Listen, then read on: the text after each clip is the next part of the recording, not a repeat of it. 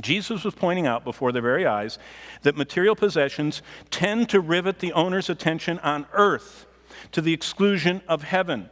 And wealth can enslave us without us even realizing what's happening. So Jesus says, beware of riches. They can become your greatest handicap. Well, Peter was processing this. And in fact, back up to chapter 4 of the Gospel by Mark, because Jesus talked about this all the time, and I don't think we realize it. In fact, a nice thing to do is read through the Gospel and look at Jesus talking about money. He talks more about money than any other topic.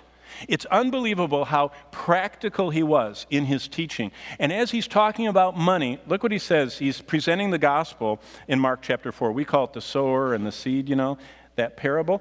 But that was Jesus' teaching about how people get saved. They receive the engrafted word that saves their soul.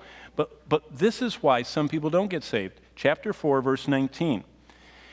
We can be captured and controlled by our recreation and comfort and possessions so much that this will happen to us. Jesus warned, Mark 4:19, and the cares of this world and the deceitfulness of riches and the desire for other things enter in and choke the word, and it doesn't bear fruit. Do you know what that means?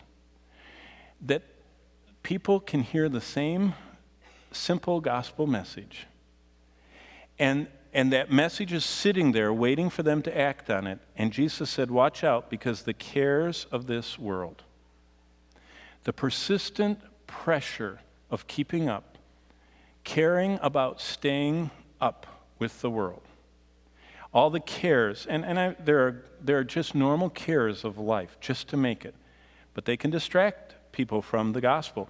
And the deceitfulness of riches. Look, it's the deceitfulness. Look at verse 19. The deceitfulness of riches. You all of a sudden think you're better. You think you deserve something. And Jesus said the deceitfulness of riches and the desire for other things chokes the word. So that's what Mark chapter 10's rich young ruler illustrates. The most deadly byproduct of wealth is it hardens our soul against the requirement Jesus came of simply clinging to him. He said, I'm the door. You can't bring anything through the door. You just let go of everything and cling to me. That's how you get saved. And that man, you ever saw or looked at the words of Rock of Ages? Simply, nothing in my hands I bring, simply to thy cross I cling. The rich young ruler said, no, I want to cling to you, but I want to cling to that too. And Jesus said, you can't have both.